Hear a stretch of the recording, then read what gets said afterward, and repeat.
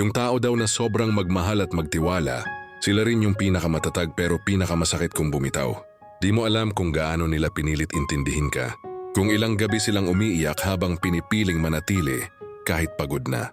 Sila yung nagbigay ng sobra kahit kapalit ay sakit.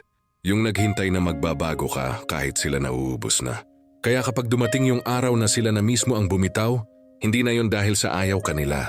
Hindi dahil napagod na silang unawain ng paulit-ulit na sakit.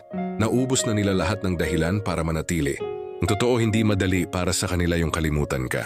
Pero dumating kasi yung punto na na-realize nila na hindi na nila kailangang manatili sa isang lugar kung saan hindi na sila masaya at kapag dumating yung oras na yon, tapos na talaga. Kasi kapag once na sila yung bumitaw, wala nang balikan. Alam mong binigay nila ang lahat bago pa man dumating sa puntong yon at yun ang pinakamasakit. Yung taong dati laging pipiliin ka, ngayon sa wakas marunong nang lumakad palayo para piliin ang sarili niya.